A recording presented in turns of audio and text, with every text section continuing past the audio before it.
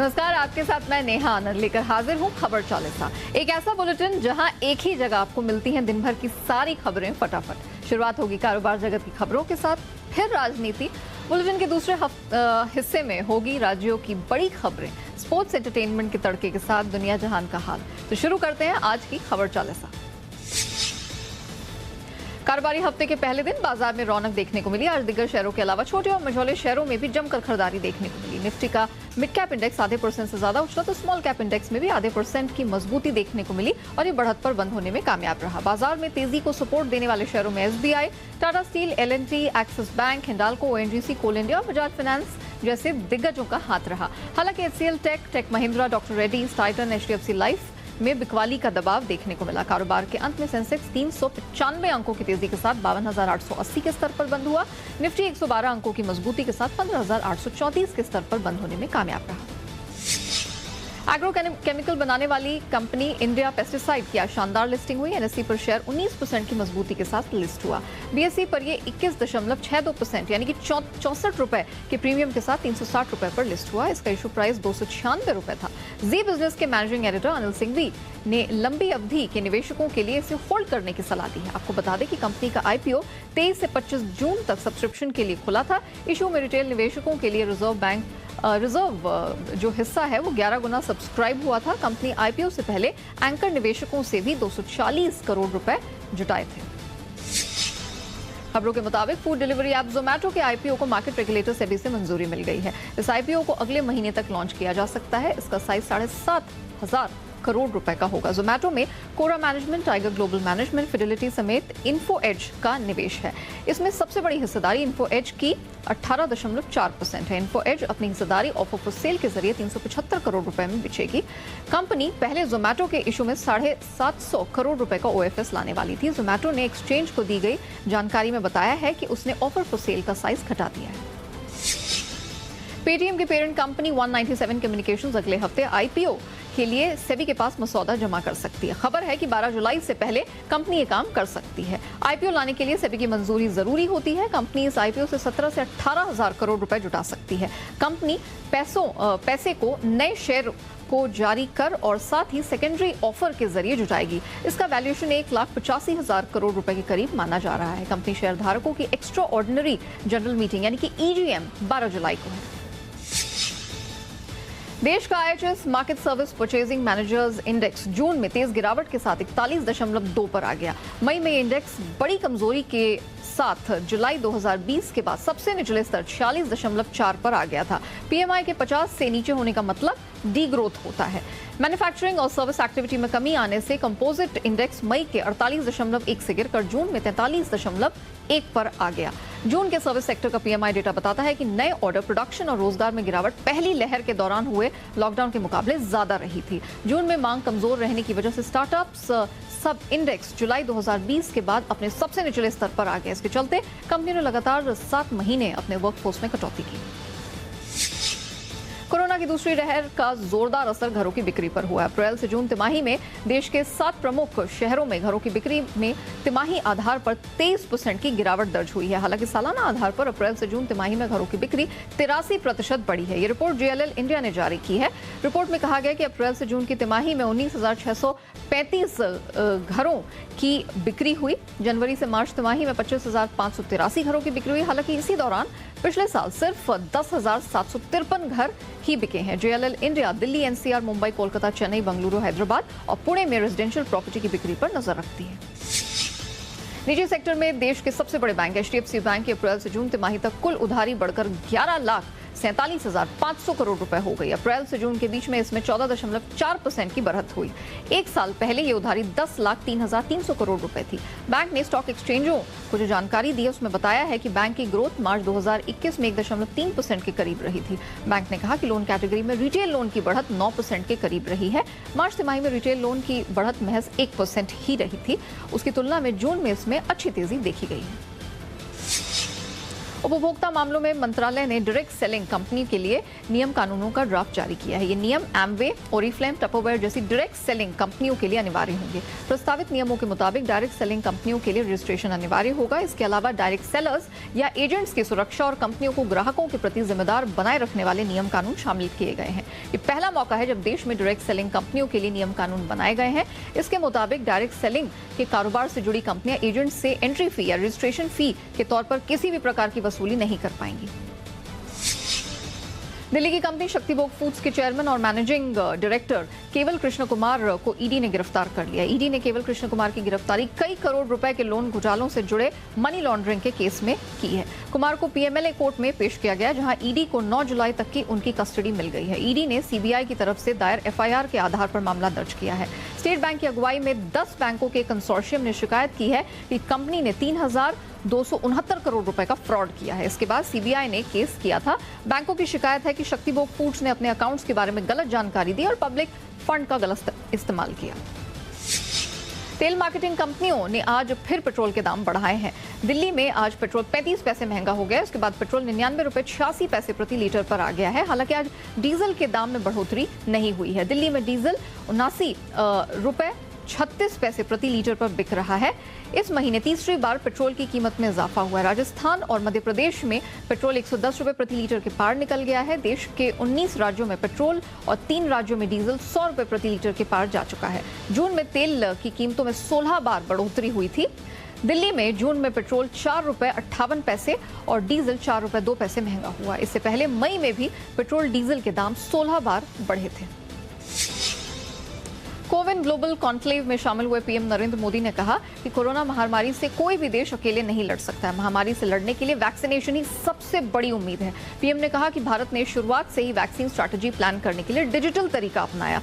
तकनीक इस लड़ाई का अहम हिस्सा है। उन्होंने कहा कि कोविन ऐप को ओपन सोर्स करने में देर नहीं लगाई गई। कोविन कॉन्क्लेव में कई देशों का प्रतिनिधित्व करने वाले हेल्थ और टेक्नोलॉजी से जुड़े एक्सपर्ट्स शामिल हुए। कॉन्क्लेव का मकसद कोविन प्लेटफॉर्म के जरिए कोरोना से लड़ने के लिए यूनिवर्सल वैक्सीनेशन के संबंध में भारत के अनुभव को साझा करना है। The platform we call CoWIN is being prepared to be made open source. Soon it will be available in any and all countries. Today's conclave is the first step to introduce this platform to all of you. This is the platform through which India has administered 350 million doses of COVID vaccines. देश में corona की दूसरी लहर अब थमती नजर आ रही है। बीते 24 घंटे में संक्रमण के 39,000 नए मामले सामने निकल कर आए और 723 लोगों की वायरस से मौत हुई है। इस दौरान 42,000 से ज्यादा लोग संक्रमण से ठीक भी हुए हैं। फिलहाल देश में कोरोना के 4,82,000 एक्टिव केसेस हैं, जिनका इलाज अभी जारी है। कोरोना से सबसे ज्यादा प्रभावित राज्यों की अगर बात करें तो उनमें केरल सबसे ऊपर है। केरल में बीते 24 घंटे में 12,000 से ज्यादा केस दर्ज किए गए हैं। वहीं महाराष्ट्र में भी कोरोना के नए मामले लगातार 9,000 के ऊपर बने हुए हैं। आपको बता दें कि कोरोना रोकथाम के लिए चलाए जा रहे वैक्सीनेशन अभियान के तहत देश में अब तक 35 करोड़ से ज्यादा लोगों का टीकाकरण हो चुका है। दिल्ली में आज से अनलॉक 6 की शुरुआत हो गई है। इसके तहत राजधानी में आज से स्टेडियम, स्पोर्ट्स कॉम्प्लेक्स खुल गए हैं। इनमें फिलहाल खिलाड़ियों को ही एंट्री मिलेगी। दिल्ली मेट्रो में यात्रा को लेकर कोई राहत नहीं मिली है, यानी दिल्ली मेट्रो के अंदर खड़े होकर यात्रा की मंजूरी नहीं मिली है। बैठने की कुल क्षमता 50% ही लोग सफर कर सकेंगे। अनलॉक की 6वीं किस्त में भी स्कूल, कॉलेज, शिक्षण केंद्र बंद रहेंगे। मनोरंजन park, amusement park, water park भी बंद रहेंगे। दूसरी तरफ उत्तर प्रदेश में भी आज से स्टेडियम, स्पोर्ट्स कॉम्प्लेक्स खुल गए हैं। इसके साथ ही जिम, मल्टीप्लेक्स और सिनेमा हॉल भी यूपी में खोल दिए गए हैं। जैसे जैसे देश में अनलॉक हो रहा है वैसे वैसे लापरवाही के मामले भी बढ़ते चले जा रहे हैं। आपको मनाली की तस्वीर दिखा रहे हैं। ये तस्वीरें 3 जुलाई की शाम की हैं। मॉल रोड पर भीड़ पर नजर डाली, ऐसा लग रहा है कि जैसे पूरा दिल्ली, एनसीआर, देश के बाकी हिस्से के लोग मनाली में छुट्टियां मनाने और गर्मी से बचने के लिए पहुंच गए हैं। लेकिन याद रखना जरूरी है कि कोरोना अभी खत्म नहीं हुआ है। इस तरह की भीड़ घातक साबित हो सकती है। अभी डेल्टा प्लस वेरिएंट का खतरा टला नहीं है, तीसरी लहर का खतरा टला नहीं है, लेकिन बावजूद इसके भीड़ खतरनाक साबित हो सकती है। मोदी कैबिनेट में फेरबदल की अटकलें हैं। मंत्रिमंडल का विस्तार 6 से 8 जुलाई के बीच किया जा सकता है। मोदी सरकार के दूसरे कार्यकाल के पहले विस्तार में 20 नए चेहरे शामिल हो सकते हैं। उत्तर प्रदेश में विधानसभा चुनाव को देखते हुए जातीय समीकरण को साधने की कोशिश हो सकती है। ऐसे में यूपी से 3 से 4 मंत्री कैबिनेट में शामिल किए जा सकते हैं। इसी तरह जदयू से भी 2 से 3 मंत्री कैबिनेट का हिस्सा बन सकते हैं। इनके अलावा कांग्रेस से बीजेपी में ज्योतिरादित्य सिंधिया, असम से सर्बानंद सोनोवाल और यूपी से अनुप्रिया पटेल का नाम सबसे आगे है। कैबिनेट में लगभग 8 मंत्रियों के पास अभी 1 से ज्यादा विभाग हैं। इन मंत्रियों के विभाग कम करके नए चेहरों में इन्हें बांटा जा सकता है। महाराष्ट्र विधानसभा के मानसून सत्र की शुरुआत हंगामे के साथ हुई है। बीजेपी विधायकों ने निकाय चुनाव में आरक्षण, विधानसभा अध्यक्ष के चुनाव जल्द करवाने, एमपीएससी परीक्षा के लिए समिति गठित करने, मराठा आरक्षण और किसानों के मुद्दे पर जमकर प्रदर्शन किया। एक मौका ऐसा आया जब वो कार्यकारी विधानसभा अध्यक्ष भास्कर जाधव के सामने सत्तापक्ष के कुछ विधायकों से भिड़ गए। मामला इस कदर बढ़ा कि मौके पर मार्शल को बुलाना पड़ा। आरोप है कि इन विधायकों ने विधानसभा अध्यक्ष के साथ धक्का मुक्की की थी। संसदीय कार्य मंत्री अनिल परब ने 12 बीजेपी विधायकों को निलंबित करने का प्रस्ताव पेश किया। यह प्रस्ताव बहुमत से पारित हो गया और बीजेपी के 12 विधायकों को 1 साल के लिए सस्पेंड कर दिया गया। महाराष्ट्र में पिछले कुछ दिनों से राजनीतिक हलचल तेज है। दोनों पार्टी के नेताओं के बयान से ऐसा लग रहा है कि बीजेपी और शिवसेना के बीच पुराने रिश्ते फिर से बहाल हो रहे हैं। पूर्व मुख्यमंत्री और बीजेपी नेता देवेंद्र फडणवीस ने के बयान के बाद अब शिवसेना नेता संजय राउत ने फिर से अपनी दोस्ती के दिन याद किए। संजय राउत ने बीजेपी से अपनी दोस्ती की तुलना बेहद दिलचस्प अंदाज में की है। संजय राउत ने कहा है कि बीजेपी और शिवसेना का रिश्ता किरण राव और आमिर खान की तरह है। अब राउत के इस बयान के कई मायने निकाले जा रहे हैं। मिलना जुलना होता है, बातचीत होती है, लेकिन अब हमारे रास्ते अलग हो गए हैं पॉलिटिकली। और फडणवीस साहब का भी यही कहना है, राजनीति में अगर रास्ते अलग होते हैं, आप देखो आमिर खान और किरण राव रास्ते अलग हो गए लेकिन दोस्त है, बोला ना वैसे है। ये रास्ते अलग है लेकिन दोस्ती कायम है, दोस्ती रहेगी राजनीति में। इसका मतलब ये नहीं कि हम सरकार बनाने जा रहे हैं। आपका अगला सवाल का जवाब मैं पहले दे रहा हूँ। यूपी के बहुचर्चित गोमती रिवर फ्रंट घोटाले में सीबीआई ने बड़ी कार्रवाई की। आज सीबीआई की टीम ने कई आरोपियों के ठिकानों पर छापेमारी की। आपको बता दें कि शुक्रवार को करीब 190 लोगों के खिलाफ एफआईआर दर्ज की गई है। वहीं आज सुबह सीबीआई ने उत्तर प्रदेश के अलावा राजस्थान और पश्चिम बंगाल में 40 जगहों पर एक साथ छापेमारी की है। यूपी में लखनऊ के अलावा नोएडा, गाजियाबाद, बुलंदशहर, रायबरेली, सीतापुर, इटावा, आगरा में छापेमारी हुई है। लखनऊ में गोमती रिवर फ्रंट के लिए समाजवादी पार्टी की सरकार ने 1513 करोड़ रुपए मंजूर किए थे। 1437 करोड़ रुपए जारी होने के बाद भी मात्र 60% ही काम हुआ। 2017 में योगी सरकार ने रिवर फ्रंट की जांच के आदेश देते हुए न्यायिक आयोग गठित किया था। आयोग की रिपोर्ट के आधार पर योगी सरकार ने सीबीआई जांच की सिफारिश की थी। आरएसएस प्रमुख मोहन भागवत ने हिंदुत्व और लिंचिंग को लेकर दिए गए बयान पर एक नई बहस शुरू हो गई है। एआईएमआईएम प्रमुख और हैदराबाद के सांसद असदुद्दीन ओवैसी ने मोहन भागवत के बयान पर तंज कसा है। ओवैसी ने ट्वीट कर लिखा है कि नफरत हिंदुत्व की ही देन है, मुजरिमों को हिंदुत्ववादी सरकार की पनाही हासिल है। ओवैसी ने सिलसिलेवार कई ट्वीट किए और भागवत के बयान पर निशाना साधा। वहीं ओवैसी के बयान पर केंद्रीय मंत्री मुख्तार अब्बास नकवी ने पलटवार किया है। इस तरह से ये गुमराही गैंग संघ को लेकर के लोगों में जहर भरना, लोगों में दुष्प्रचार का एक धंधा फैलाना, ये उनकी जो है वो रोजी रोटी बन गई थी। वो हताश, निराश और बौखला रहे हैं। एक तरफ संघ के प्रमुख मोहन भागवत जी एकता की बात कर रहे हैं, सद्भाव की बात कर रहे हैं, भाईचारे की बात कर रहे हैं, देश को एक रखने की बात कर रहे हैं। और ये क्या, इनकी भाषा किस तरह की देश को तोड़ने वाली है। पश्चिम बंगाल में टीएमसी ने कांग्रेस को जोरदार झटका दिया। पूर्व राष्ट्रपति प्रणब मुखर्जी के बेटे अभिजीत मुखर्जी ममता बनर्जी की पार्टी तृणमूल कांग्रेस में शामिल हो गए हैं। इस पर उनकी छोटी बहन और कांग्रेस की नेता शर्मिष्ठा मुखर्जी ने सोशल मीडिया पर लिखा है कि यह दुखद है। हालांकि उन्होंने अपने ट्वीट पर किसी बात का जिक्र नहीं किया है। अभिजीत कोलकाता स्थित तृणमूल भवन में शाम 4 बजे पार्टी में शामिल हुए। इस दौरान लोकसभा में तृणमूल संसदीय दल के नेता सुदीप बंदोपाध्याय और वरिष्ठ मंत्री पार्थ चटर्जी उपस्थित थे। अभिजीत साल 2012 और 2014 में कांग्रेस के टिकट पर बंगाल के जंगीपुर लोकसभा सीट से सांसद रह चुके हैं। हालांकि 2019 में वो इसी सीट से चुनाव हार गए थे। अभी वक्त हुआ एक छोटे से ब्रेक का, लेकिन खबरों का सिलसिला जारी रहेगा। अब बने रहिए हमारे साथ।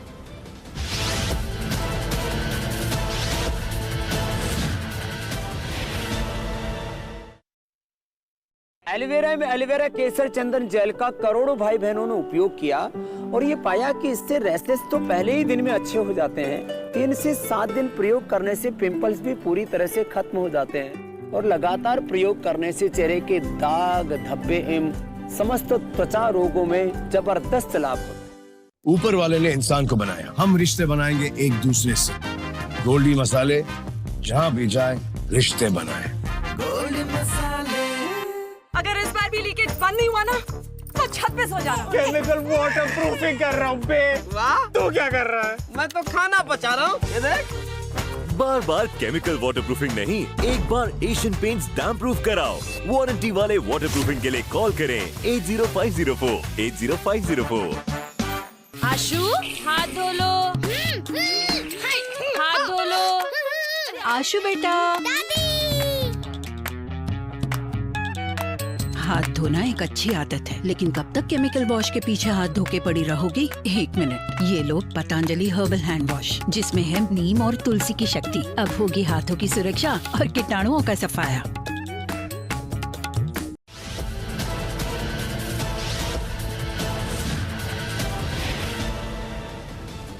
Welcome back. आप देख रहे हैं खबर 40। खबरों का सिलसिला आगे बढ़ाते हैं।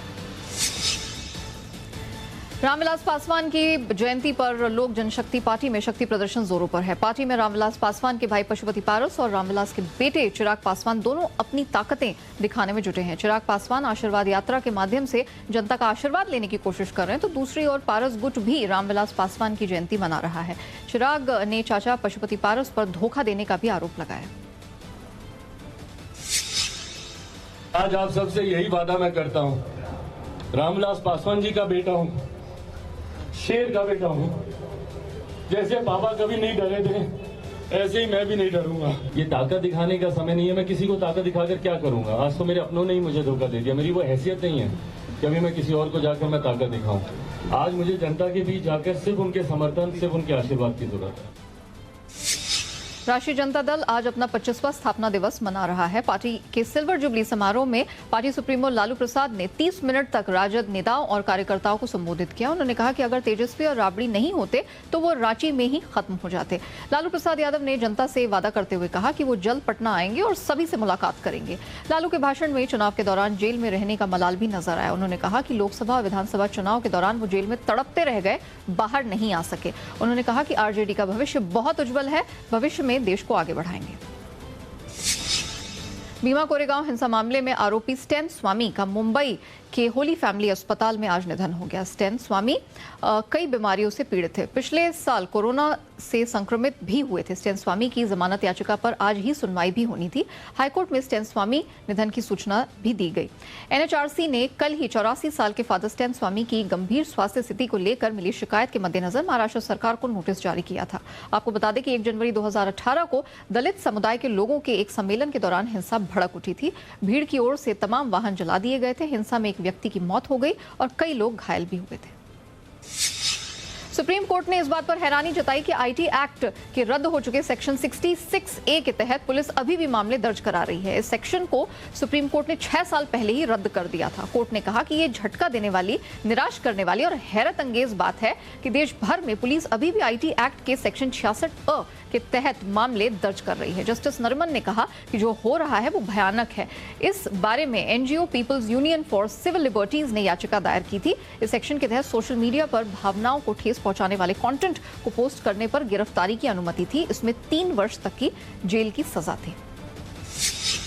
गर्मी और बारिश की कमी से परेशान लोगों को अभी थोड़ा और इंतजार करना होगा। मानसून के 8 जुलाई से लौटने की उम्मीद जताई जा रही है।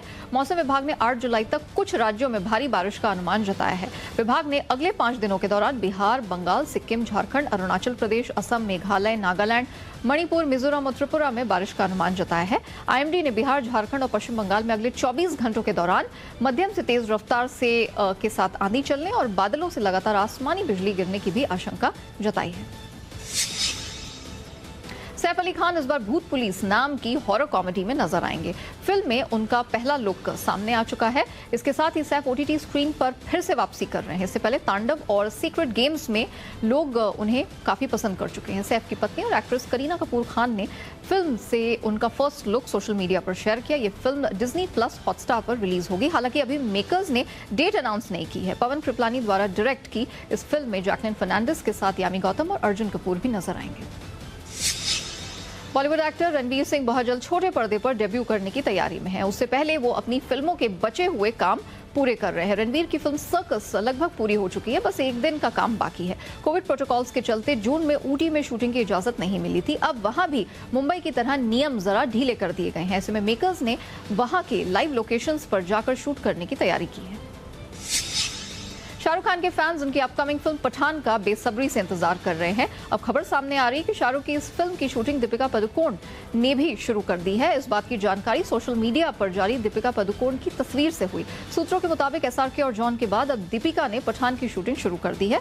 दीपिका अब शाहरुख के साथ पठान के शेड्यूल के पूरा होने तक शूटिंग करेंगी, जो अगले 15 से 20 दिनों में पूरा होगा। सिद्धार्थ आनंद के निर्देशन में बन रही इस फिल्म में सलमान खान भी गेस्ट अपीयरेंस में नजर आएंगे। कंगना रनौत सोशल मीडिया पर अक्सर अपनी पोस्ट को लेकर सुर्खियां बटोरती रही हैं। कंगना अपनी आने वाली फिल्म धाकड़ की शूटिंग के लिए बुडापेस्ट पहुंच चुकी हैं। अब उन्होंने वहां से अपनी कई फोटोज फैंस के साथ साझा की हैं। इन फोटोज में कंगना बुडापेस्ट की सड़कों पर घूमती नजर आ रही हैं। कंगना ने अर्जुन रामपाल के साथ भी एक फोटो शेयर की है, जिसमें वो मुस्कुराते हुए पोज करते नजर आ रहे हैं। धाकड़ के अलावा कंगना थलाईवी में भी नजर आएंगी। इस फिल्म में कंगना जयललिता की भूमिका निभा रही है। साथ ही वो फिल्म तेजस में एक पायलट की भूमिका भी निभाएंगी।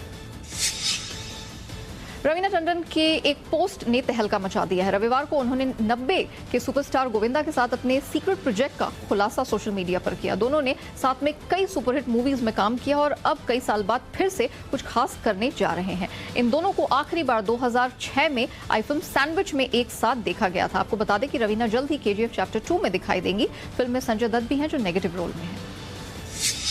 बीसीसीआई क्रिकेट के फैंस को दिवाली गिफ्ट देने की सोच रहा है। बोर्ड अक्टूबर में IPL 2022 के लिए 2 नई टीमों का ऐलान कर सकता है। बीसीसीआई ने इसका ब्लूप्रिंट तैयार कर लिया है। पहले नई टीमों का ऐलान मई में किया जाना था, पर कोरोना की वजह से लीग सस्पेंड होने के बाद इसे आगे बढ़ा दिया गया। IPL के फेज 2 और अगले T20 वर्ल्ड कप के लिहाज से अच्छी खबर है। UAE में आयोजन की तैयारी में जुटे BCCI को काफी सहूलियत होने वाली। दरअसल UAE के शहर अबू धाबी में एक और इंटरनेशनल क्रिकेट स्टेडियम तैयार कर लिया गया है। लाइव टीवी ब्रॉडकास्ट की सुविधा से लैस इस स्टेडियम की सेंटर स्ट्रिप पर 5 पिचें मौजूद हैं। इस स्टेडियम को ICC से मान्यता मिलना भी बाकी। स्टेडियम का नाम टॉलेंस ओवल रखा गया है, जिसकी दर्शक क्षमता 12,000 है। दिल्ली के सुबोध भाटी T20 फॉर्मेट में डबल सेंचुरी लगाने वाले दुनिया के पहले बल्लेबाज बन गए हैं। उन्होंने क्लब T20 टूर्नामेंट में 79 गेंदों पर 205 रन की पारी खेली। इसमें 17 छक्के और 17 चौके शामिल हैं। सुबोध की पारी की बदौलत दिल्ली 11 की टीम ने सिम्बा के खिलाफ एक विकेट पर 256 रन का टोटल स्कोर खड़ा कर दिया है। ओलंपिक गेम्स में अब बस 20 दिन का समय रह गया। एथलीट्स धीरे धीरे ओलंपिक विलेज पहुंच रहे हैं। हालांकि अब टोक्यो से बुरी खबर सामने आई है। सर्बियाई ओलंपिक टीम का एक सदस्य जांच के दौरान कोरोना संक्रमित पाया गया है। रविवार को जापान के स्वास्थ्य मंत्रालय ने इसकी पुष्टि की। इससे पहले युगांडा टीम के 2 एथलीट्स भी जापान पहुंचने के बाद कोरोना पॉजिटिव पाए गए। एथलीट को आइसोलेट कर दिया गया है। साथ ही उसके साथ यात्रा कर रहे 4 और एथलीट्स को भी क्वारंटाइन कर दिया गया है।